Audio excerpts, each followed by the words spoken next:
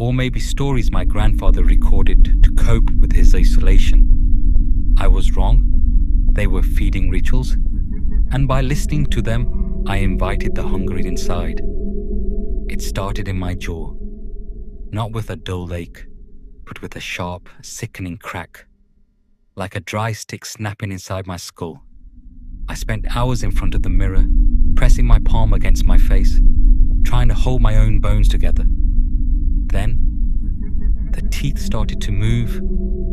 They weren't loosening, they were being pushed out by something that had outgrown its space. I stopped sleeping because every time I closed my eyes, I heard it. A wet, grinding sound, like bone rubbing against wet cartilage. It wasn't coming from the room. It was coming from inside my throat. I tried to scream, but my jaw locked. It forced my mouth open wide. Too wide. I felt the skin at the corners of my lips tear. I looked in the mirror, weeping, and I didn't see myself. I saw a shell, a mask, my own face, stretched thin, like a suit that was too tight. I realized then that the tapes weren't about identity theft. It wasn't taking my life. It was wearing it like a corpse, and it was impatient. Every sound I made wasn't mine anymore. I tried to speak, to beg for help, but the clicking noise drowned me out. The clicking was faster now, more confident. It was practicing my voice. It was tasting my tongue. It was feeling the shape of my vocal cords. I felt a sharp, burning pain in my gums, and I spat into the sink. It wasn't blood.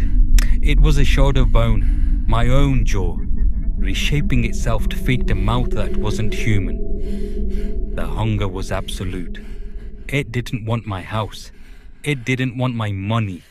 It wanted the feeling of being alive. And it was so tired of waiting for me to leave.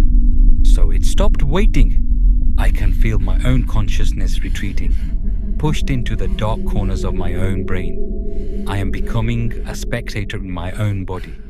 I can feel its hands reaching up to touch my face. It is feeling the texture of my skin. It is adjusting my eyes. And then, it smiled. It wasn't my smile. It was something wider, deeper, and full of teeth that weren't mine. The last thing I heard before I lost control was the tape player clicking off. The tape had finished. The ritual was complete. And now, I am watching from the back of my own eyes as it turns toward the door, ready to walk out into the world. It is wearing me perfectly. And God, it looks so happy to be me.